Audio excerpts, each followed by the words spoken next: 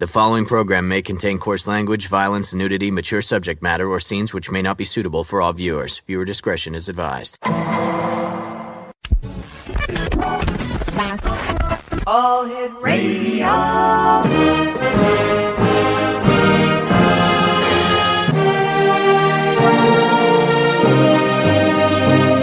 Welcome to the X Zone, a place where fact is fiction and fiction is reality. Now, here's your host, Rob McConnell. And welcome back, everyone. This is the X Zone. I am Rob McConnell, coming to you from our broadcast center and studios in St. Catharines, Ontario, Canada. If you'd like to send me an email, xzone@xzoneradiotv.com, on all social media sites, Xzone Radio TV. And we're coming to you tonight on the Talkstar Radio Network, Mutual Broadcast Network, Xzone Broadcast Network, Xzone TV channel, and on Simul TV channel 54.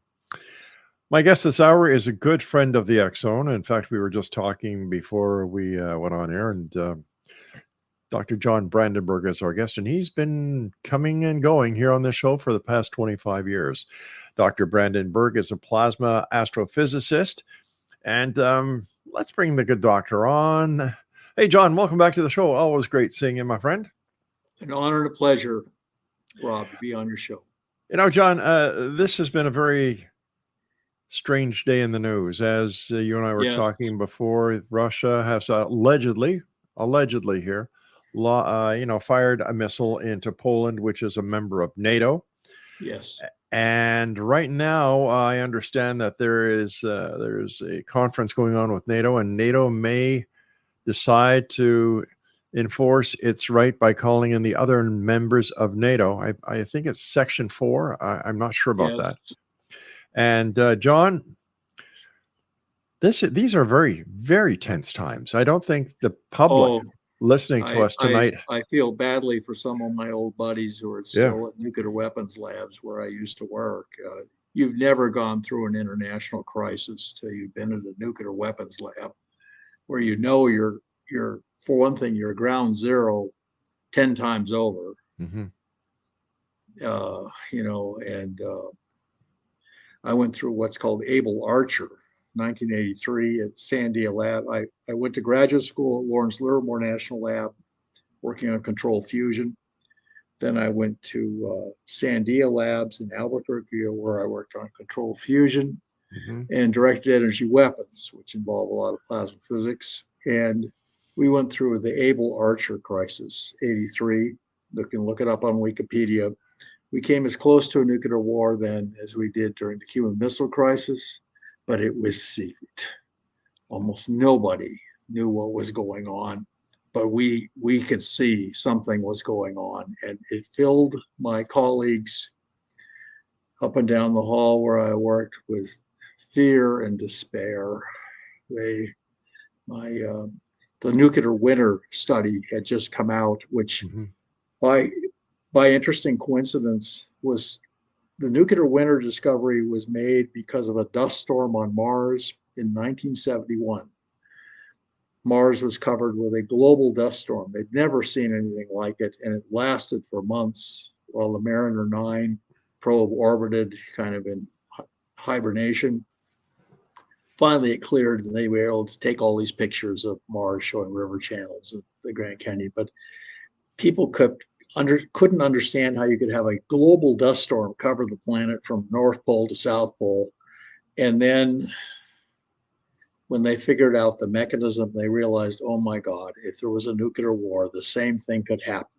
And they published that study in December of 1983, caused by the dust storm on Mars, or inspired by it.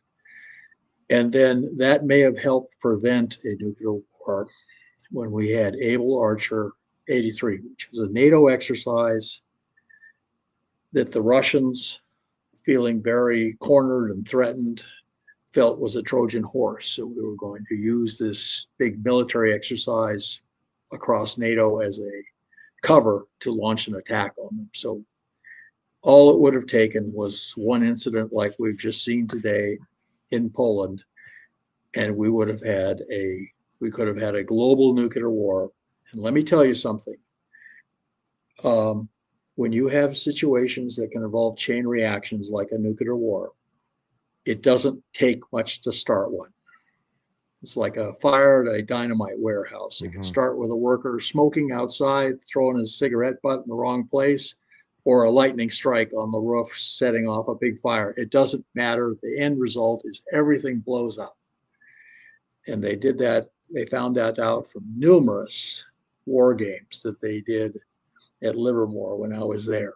They said it doesn't matter how a tactical nuclear weapon or just a conventional war that starts and just keeps escalating to finally use tactical nuclear weapons, to finally global nuclear weapons, and finally complete exchange. And so I think everyone should calm down about this missile hitting a grain elevator. I know 2 people got killed. I think this is terrible. I think it's time for a ceasefire in Ukraine and a negotiated peace. I know you don't want to negotiate with Vladimir Putin. You want to force him off the throne. Well, sometimes that just isn't possible. Yeah. We have to have a peaceful resolution of this. Who cares about the Donbass if the stakes are a global nuclear war resulting? And the Earth will end up looking like Mars. You know, you mentioned the Cuban Missile Crisis, and I remember that as a child, where we had to go through the exercises of getting under our desks or standing under the doorway, and then they would test the air raid sirens, and we lived right across the street from the air raid siren that was on top of the school. And I'll tell you, when that thing went off, it just crumbled you as a child. Yes, it is. It was very terrifying. It was supposed to be terrifying. Supposed So to make everybody get to a shelter. Mm-hmm.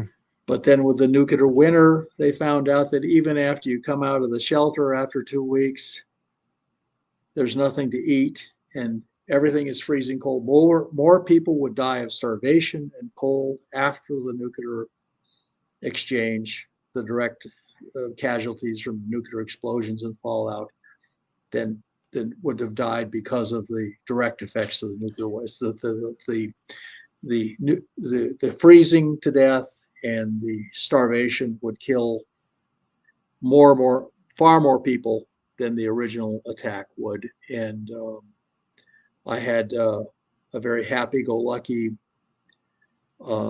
character I shared an office with, and in the middle of the Able Archer crisis, he turned to me. It was after the nuclear winter things had been published, and then the Able Archer crisis happened. He turned to me one day, and he wasn't smiling like he normally was. And he says, "You know, I used to think if there was going to be a nuclear war, we were in Albuquerque, New Mexico.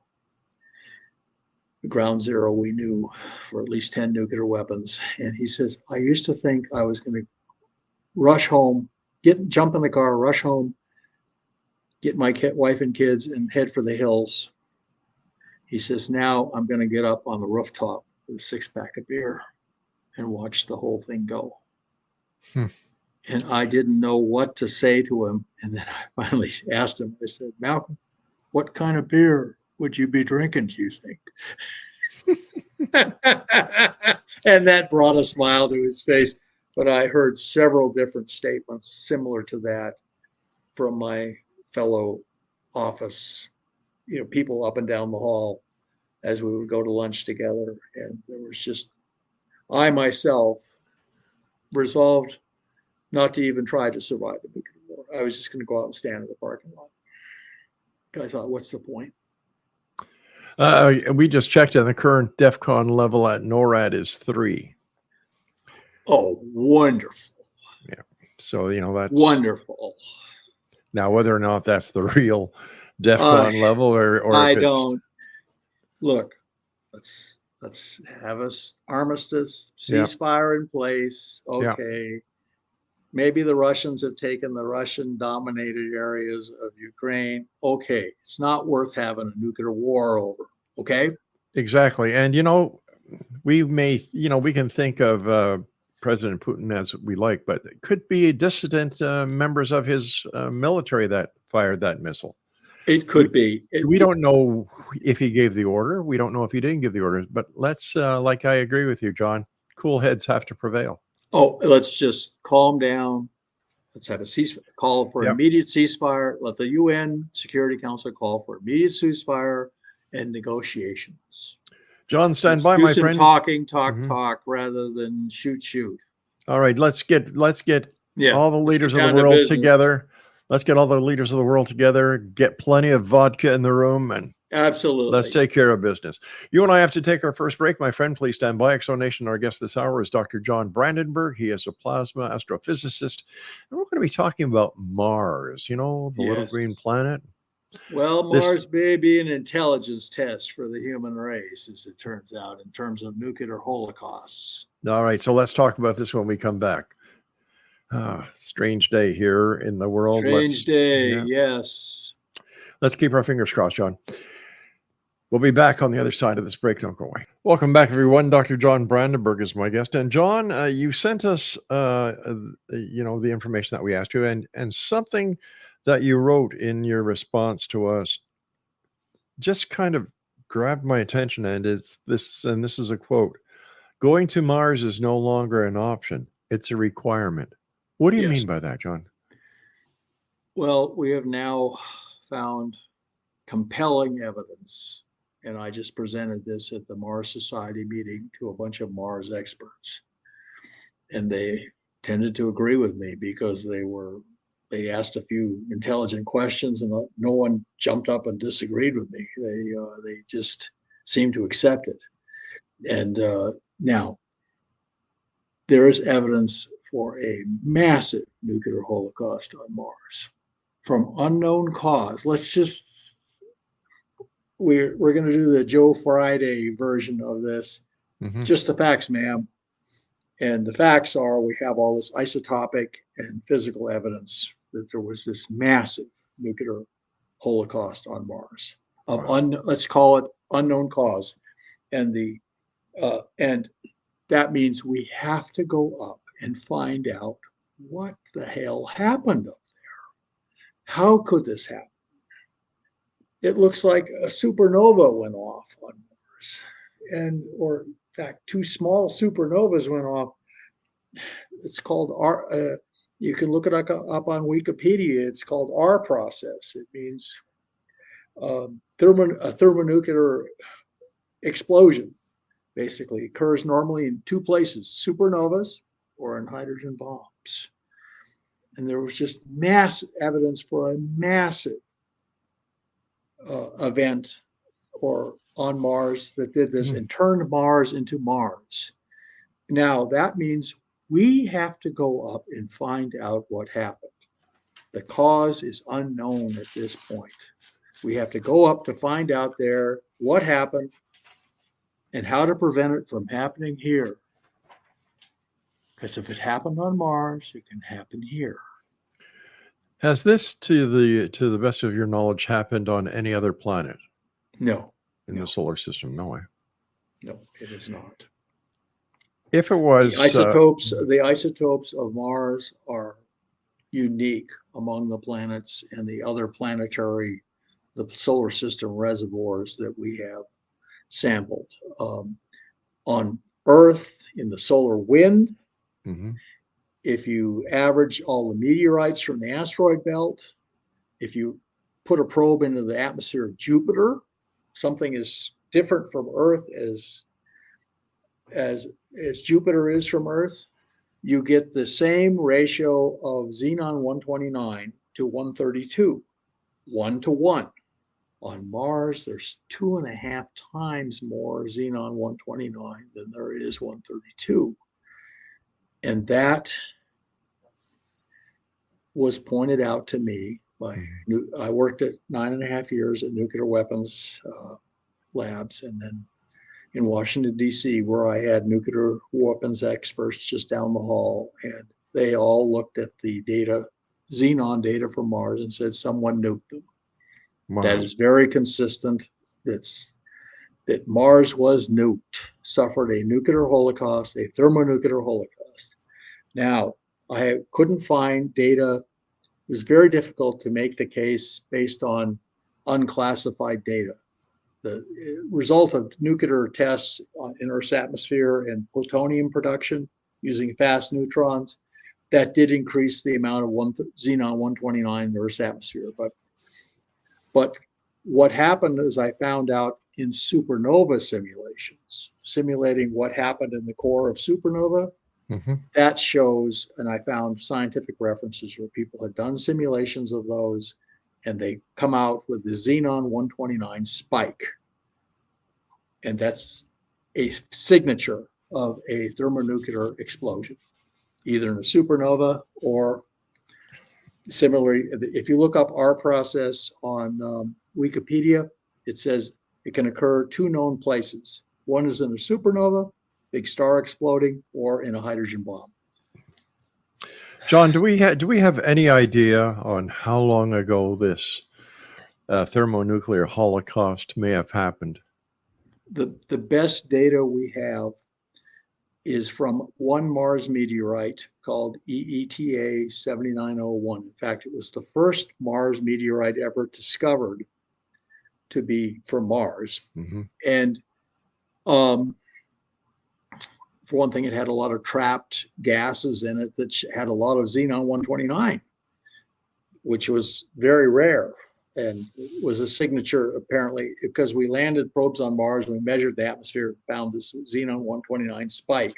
Right. And so, but the meteorite itself is quite unusual in that it's 2 lava flows, one on top of the other. It's a lava sandwich. And the 2 lavas are slightly different in mineralogy and apparently occurred only hours apart. This is a quite remarkable rock. And so here's this chunk of rock that has a kind of layer running down the middle of it, where half of it is one lava flow and half of it is another lava flow only a few hours later. And they see something like this in Hawaiian lavas. So, and that happened 180 million years ago. They can date the rock. Both of the lava flows are 180 million years ago. They can radiocarbon date, radioisotope date those. Then, what they found was half of the rock had been heavily exposed to neutron bombardment, like from a nuclear weapon or our process event, let's call it, of unknown cause, a thermonuclear explosion of unknown cause. Half of the lava had been heavily bombarded with neutrons, creating a whole bunch of what's called krypton 80. It's another inert gas, and it happens, it is created when you bombard ordinary rock, which always has a little bit of potassium in it. Bromine, which is a chemical like chlorine, only it's heavy liquid. And anyway, it reacts with salts. It forms salts in the rock. And if you hit the bromine 79 with a neutron, it immediately absorbs it and turns into krypton 80, which is a gas, which then oozes out of the rock, diffuses out of the rock into the atmosphere. And part of it remains trapped in the rock. And they found that half of this rock, that one lava flow, is much heavily exposed to neutrons. And the other half, which is apparently only a few hours different in age, shows very little neutron exposure. So that means the event was apparently very intense and short-lived on Mars, about the same time as this lava rock was hardening. So 180 million years ago, that's about the time of roughly the boundary between the Triassic age of dinosaurs and the Jurassic age. Jurassic was, the really fancy dinosaurs. The first dinosaurs were all 4-footed and they had big sails on their back and stuff like that. So they were pretty boring. But the Jurassic age, you had 2-legged dinosaurs like Allosaurus and Brontosaurus, and then you had the one with the spikes on its back, the Stegosaurus, and so a lot of fancy dinosaurs in the Jurassic age. That the final age was, of course, Cretaceous with the Tyrannosaurus Rex. But the Jurassic age, dinosaurs really had a heyday. And so about the time of that transition, Triassic to Jurassic, is when this happened on Mars. So there was nobody on Earth that anything resembling a human being on Earth. In fact, there were only kind of mouse-like creatures, were the only mammals. So we know that approximate date, that this happened on Mars, at least based on this data. And we also then have the new evidence, in addition to finding the supernova simulations showing the xenon spike, xenon 129 spike. We have found out that the Martian atmosphere, which is mostly carbon dioxide and then 2% nitrogen, but no, it's about 3% nitrogen and then about 2% argon, which is an inert gas. They use it for welding to make sure that the metal doesn't catch fire when they weld, like aluminum or something. And so, okay, the nitrogen was heavily bombarded with neutrons, apparently. This happens, they saw this happening in nuclear tests. The neutrons come out of a thermonuclear weapon, exploded in midair. They rattle around through the atmosphere, bouncing off all the oxygen and nitrogen, and then they slow down and then are absorbed by the nitrogen-14, which is the most abundant atmosphere, which turns it into nitrogen-15 with the emission of a gamma ray. The gamma ray will kill you. So when a nuclear weapon goes off, it converts part of the nitrogen in the air from being one isotope, nitrogen-14, into nitrogen-15. And when it does so, it emits all these gamma rays. So the neutrons, which actually have a limited range in the atmosphere, get converted into gamma rays, which come from every direction. It doesn't matter if you're covering up under your desk. The gamma rays will get you because they're very penetrating, very deadly. And so the neutrons get converted into gamma rays by this nitrogen process. And Mars' atmosphere has twice as much nitrogen-15 in proportion to nitrogen-14 as on Earth. Then the argon is almost all argon-40, which is caused by intense neutron bombardment of the potassium in the rocks, converting it from potassium-39 to potassium-40. And then it absorbs another neutron and turns into argon-40 and emits a proton. So it then turns into a gas, which then goes out of the rock. And they found that the nitrogen-15 excess and the argon-40 excess in the atmosphere both appeared at the same time on Mars in recent geologic times. So we have now compelling evidence of an intense, massive thermonuclear explosion, process occurring on Mars. And the estimates for the power of it is 10 to 100 times the energy of the asteroid impact that killed off all the dinosaurs. This would have been, and it happened on a planet only half the size of Earth, so this would have been absolutely devastating. It turned Mars into Mars from being a planet like Earth. For how long have the authorities known about this, John? They have probably been aware of it since 1976. But it was in the middle of the Cold War. You can understand why they would want to keep that, because of public morale. They wanted to keep that under wraps. We were, eyeball to eyeball confrontation with the Soviet Union at the time. They published it so that the Soviets would know about it also. And they, having done a lot of nuclear tests, including the largest nuclear test in history, the Tsar Bomba, 50 megatons, they would have known what this meant. And so the government has been, when I discovered it, was because a nuclear weapons expert told me that's what the xenon spike meant. I didn't work directly on nuclear weapons, so I didn't know about this. I was working on controlled fusion and directed energy weapons. So a guy told me, and then when he told me, he looked embarrassed suddenly, and he realized, oh my God, I shouldn't have said that. He had that look, and he then walked away into the classified area. He said it in an unclassified library at Sandia Laboratories in Albuquerque. And then he walked from the unclassified area into the classified area through a doorway, where it said, only people with security clearance badges can go through this door. So he he excused himself after making that, just blurting that out to me. It's taken me this long to figure out where the strong evidence of this would be. But I managed to finally make, I think, a quite strong case now from the evidence. And I guess I would just have to say that Mars appears to have suffered a nuclear holocaust for unknown. The cause of this is unknown.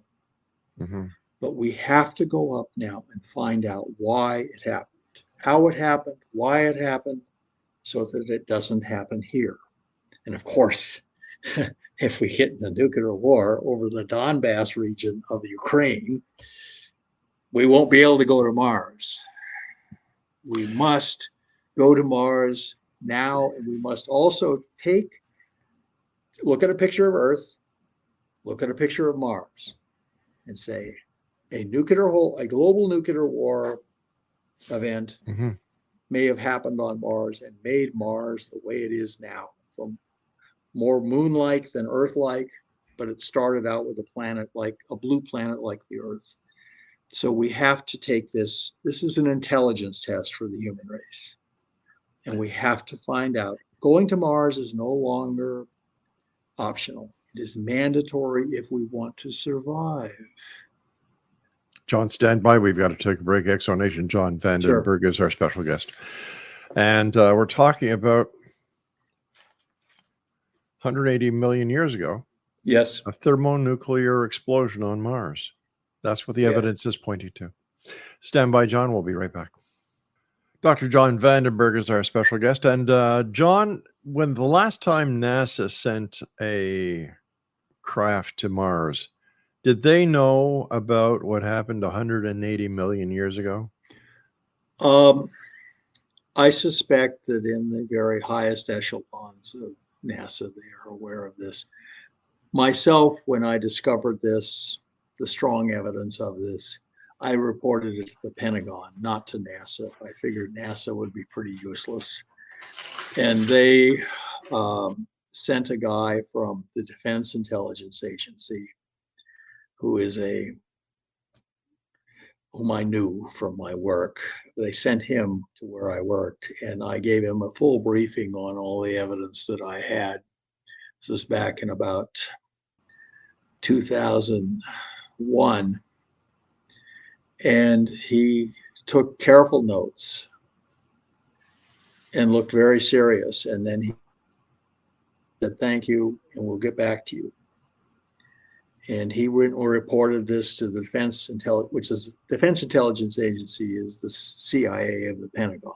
So he reported it apparently to the Mars desk at the Pentagon.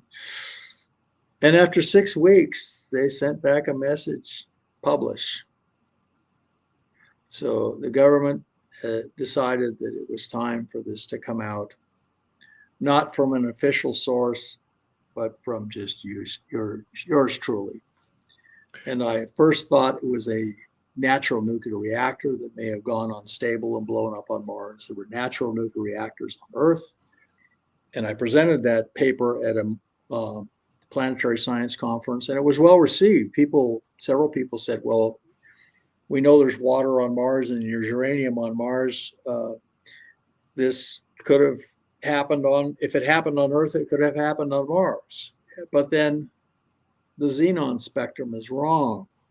It doesn't give the xenon 129 spike because the neutrons have to interact at low energies. You need high energy neutrons to get the xenon 129 spike, like in a hydrogen bomb explosion.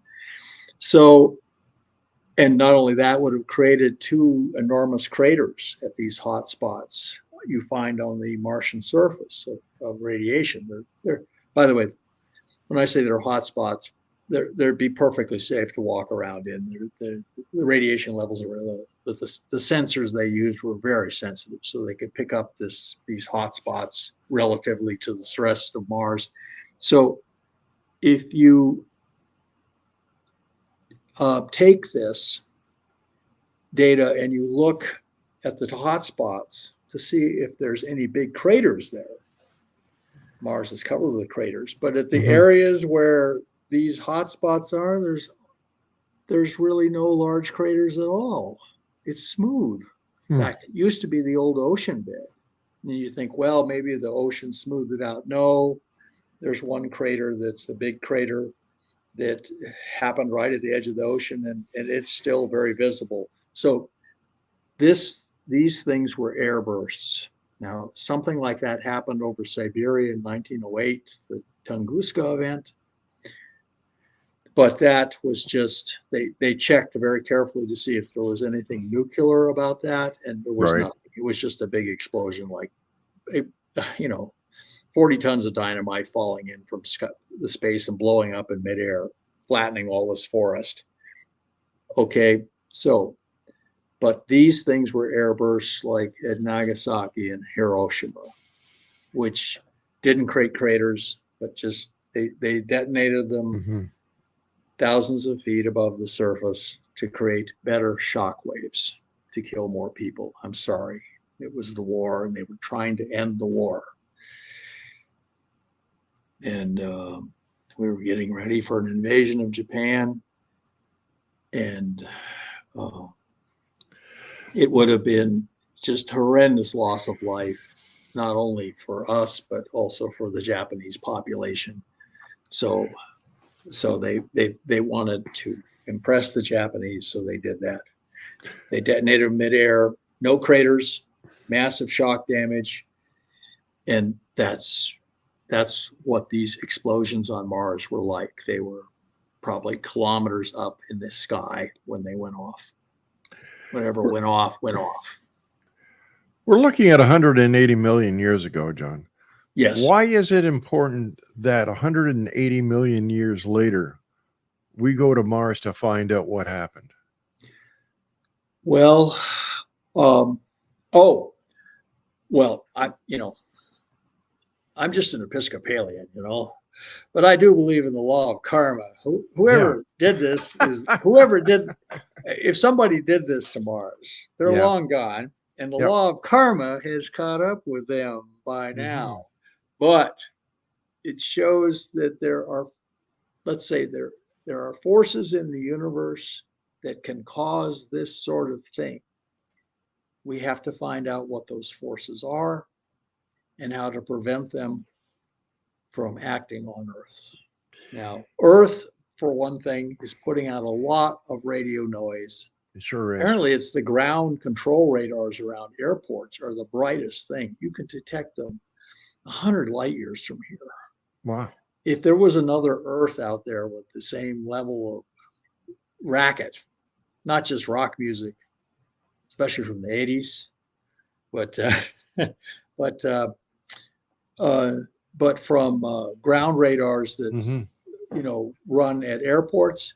Yeah. If there was another Earth out there, we would be able to detect it 100 light years from here, but we don't. It's quiet. It's very quiet out there. This is called Fermi's paradox. Why is the universe so quiet?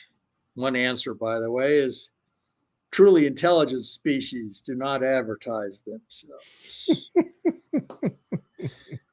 They stay quiet. Hope no one will notice them. Why is that? Well, the universe is apparently a dangerous place. It's as dangerous as it is beautiful.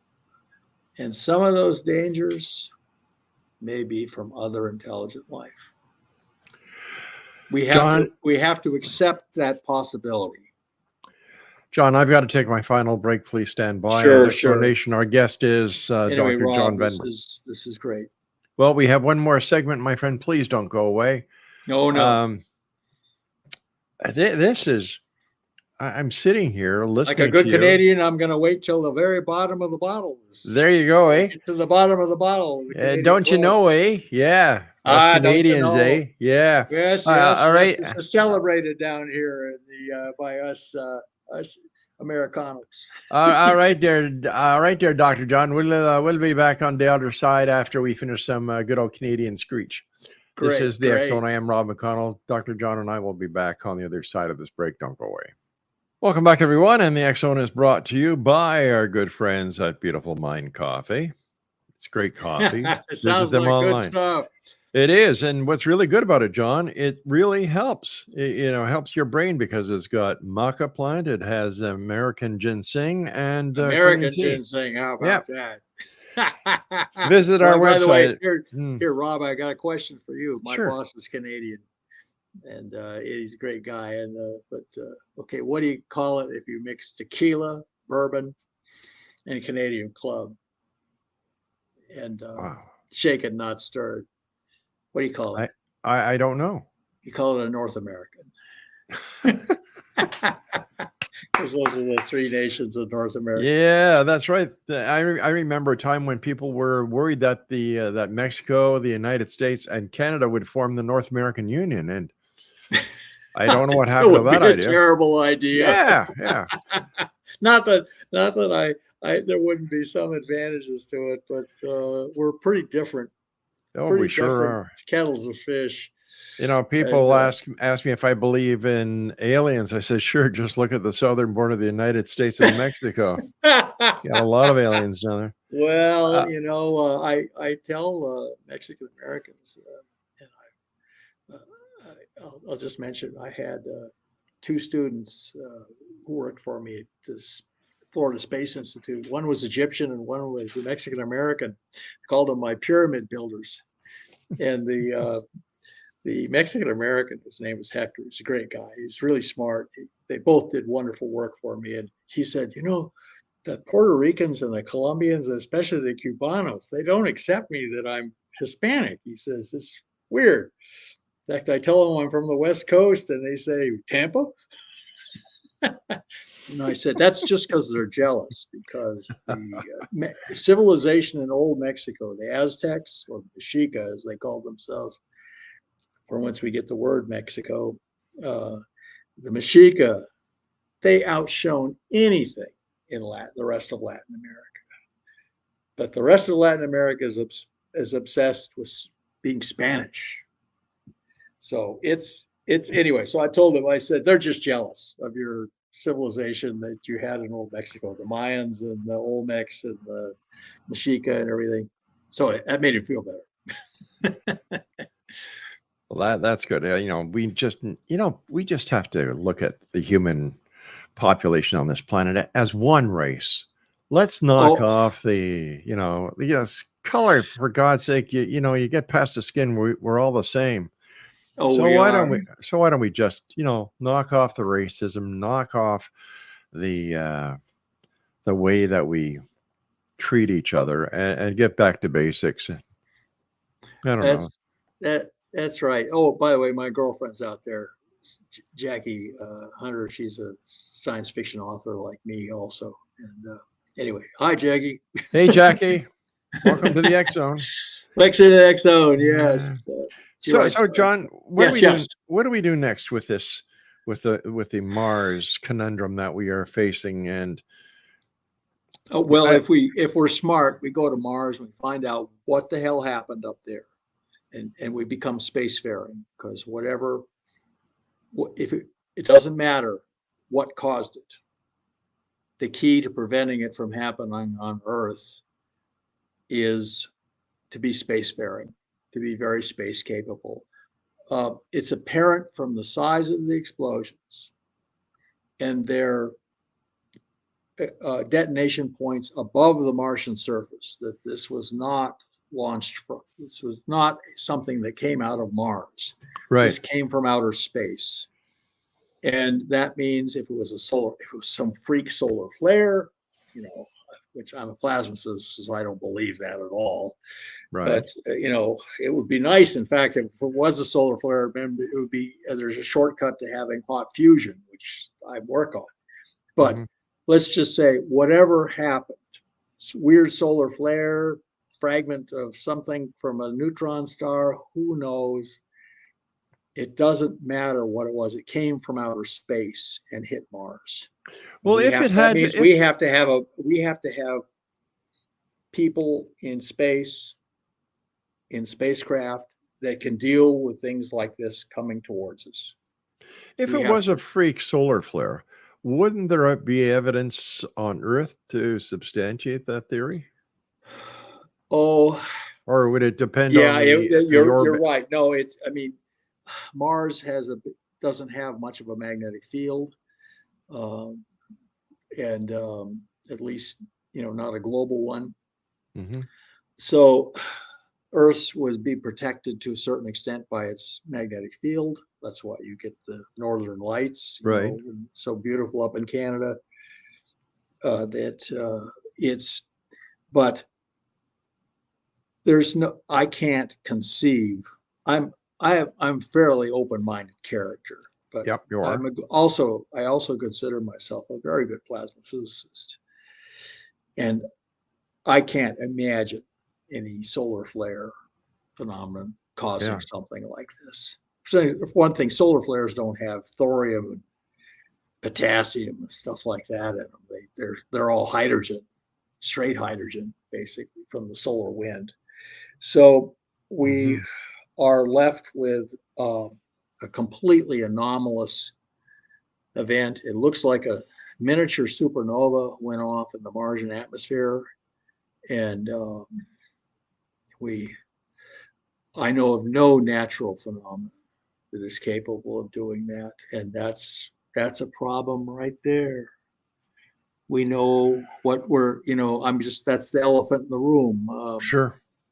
And we also know that we would expect to be picking up soap commercials from Alpha Centauri, from other civilizations.